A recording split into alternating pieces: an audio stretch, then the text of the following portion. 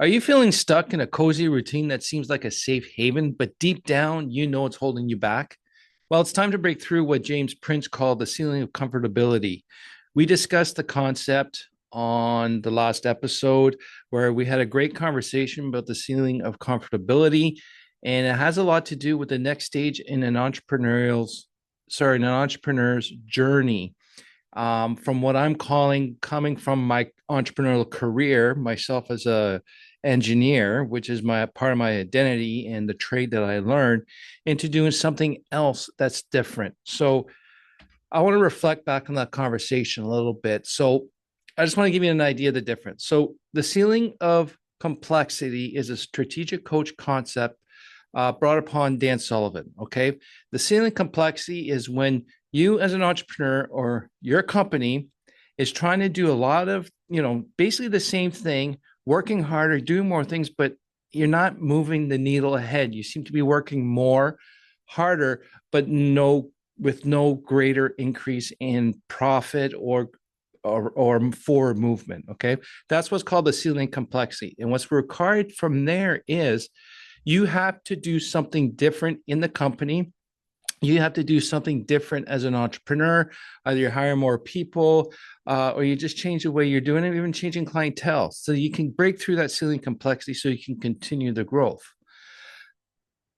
That involves hitting obstacles. Okay. Now the ceiling of comfortability relates to being trapped in a comfort zone that prevents taking necessary risks for growth. And I think there's a difference there.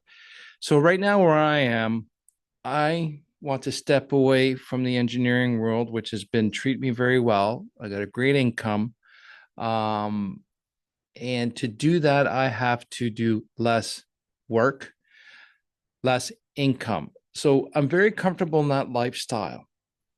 And the next step I want to do is do more with the impulsive thinker, help more ADHD entrepreneurs, and also even trying to find other entrepreneurial engineers to navigate the traditional world of engineering for the non-traditional entrepreneurial engineer. So I have to leave that comfort zone. And I know James mentioned that all growth is because you're outside of your comfort zone, but I think that has more to do with the comfort zone of your skill set and your abilities at the time. But what I'm referring to is that you're outside your comfort zone of your lifestyle or the situation that you're at. And that's what we got to be careful of. And that's the difference between the ceiling complexity and the ceiling of comfortability.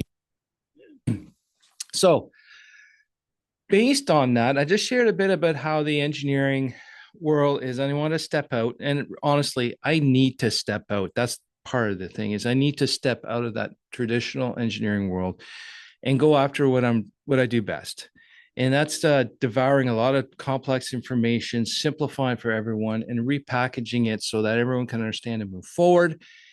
And I really enjoy that. I can do that in the engineering world. I can do that in the impulsive thinker world. But at the same time, even to do that in the engineering world, I have to step out of what is very comfortable and easy right now. And a lot of that work I do not enjoy doing. So that's the other piece of the puzzle as well that you got to keep in mind. It is a struggle to leave a comfortable but unsatisfying situation to pursue a passion project. Okay. So I just read that note for me and it's kind of weirdly worded. But, anyways, I've had a big struggle wanting to do this over 5 years now. And I'm quite passionate about it. In the beginning of my engineering career, I was very passionate to changing how engineering was done in the field 17 years ago. But my passion has kind of shifted right now, and it's more about helping the individual more than an industry. And right now, I want to spend a lot more time doing this and not as much time in the engineering world with work that's not working well for me. James had a lot of great points about the ceiling comfortability, and which we got to recall here is this is all based on our experience, and we got to be aware that we are wired for chaos. So once your business and your entrepreneurial journey gets comfortable, which is in the normal world would say is you're very successful and things are going well and you should be happy. Well, we kind of get antsy, and especially the ADHD entrepreneur, if it gets starts to get boring and too standardized, our brain will start kicking in and start creating some urgency, which are fires, and we're creating ourselves. So we got to be very careful about the comfortability setup. And like he said, bigger danger with a ceiling comfortability than versus a ceiling of complexity. And we got to keep that in mind. The importance of accountability in this case, James discussed how if you have the right team around you and you set up that space to make it work for you, you can actually have your team say, hey, dude, you're actually a little too comfortable, or you're not, get back into working the way you work best. And that could reduce that comfortability thing. And what I'm referring to here is James' discussion about a ceiling comfortability within a company that you still want to be in and you want to move forward. Okay. And to give you that example, Jane Engineers, my first engineering company, I actually got bored because I really enjoy that startup stage.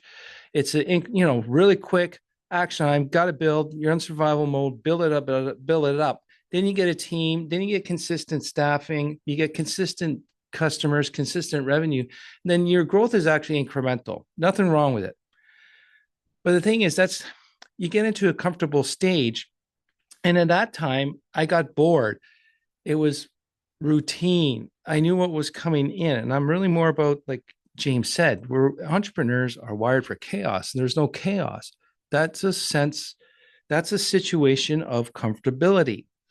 So if I would have known that at the time was ADHD that caused me to get into the bad partnership, to break up and lose that company, if I would have known that in the past and I was in a comfortability area or a ceiling of comfortability, I would have said, hey, team, I had a great team. They could have taken a lot of that role.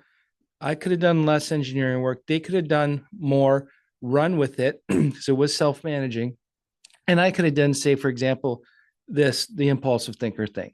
Now I split my time where I still have a comfortable incrementally growing company, but at the same time, I could have done something different to keep my interest base and not be comfortable anymore. And I think that's very important. But now in my case, and a lot of entrepreneurs' case right now, is what we're having is we want to do something a little different.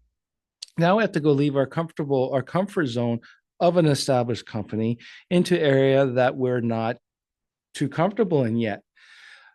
Dip in revenue, potential loss of income, might have to stretch our dollars for the next few months or a year at home. But it's the right thing to do. But it's discomforting and it's potential growth. And in a way, I'm not starting from scratch. You won't be starting from scratch. You already got this tuition from life and your entrepreneurial journey to do the next step. So the challenge too is if you don't have a steady income already or enough cash in the bank to carry you over, you're going to have some internal conflict. You can have some conflict too at home because your family's also comfortable with that lifestyle. So we got to keep that in mind. And if it's for a passion project, make sure if you're going to do this, the passion project has to be income generating, revenue generating, not just for shits and giggles, or it makes you feel better. That now becomes a side hustle, and you need to keep that other comfort level of the income of the other company. Okay. Now I want to end up here. I'm rambling a little too long here, but what James really had, he said this near the end, and honestly, this is a very good point to end on. Okay. Remember, what serves you may not be serving you right now. That's my summary of his conversation. But what he said was, it's easy to remove something that is not serving you, but to remove something that is not serving you is harder. That partnership, that was quite easy to remove because that was not serving me. But right now, to remove my engineering company income, that's serving me as well. But at the same time, it's not serving me. So it's serving me with the lifestyle and the income. And that's what's hard to let go. But at the same time, thinking more about this is, engineering hasn't been serving me, Andre, for a long, long time. So by removing the parts of engineering that's not serving me, it will serve me. So the bad parts about engineering, I'm removing because it's not serving me. So right now, this whole ordeal, this whole scenario will serve me in the end. The one thing, a couple things to think about here. Sorry, clear my throat there. Is to break through the ceiling comfortability. I think you just need to be aware. Be aware of your boredom, or you're starting to become stagnant. For me, it felt like it was too much thing was easy going, go with the flow. I didn't have to do much. There wasn't much I was reacting to. So if you're starting to get that sense, maybe it's time to just take another look, take a step back and say, hey, am I in the ceiling comfortability area? What can change? What can we do? Or if you're in a position where you want to fork away from where you are right now, what makes me very comfortable? How can we make yourself comfortable about the next steps? And then having that sorted out, figured out, that will increase your risk a little bit, might make it a little more interesting. But in the end, let me know what you think about this concept of the ceiling of comfortability. You can email me at andre@theimpulsivethinker.com.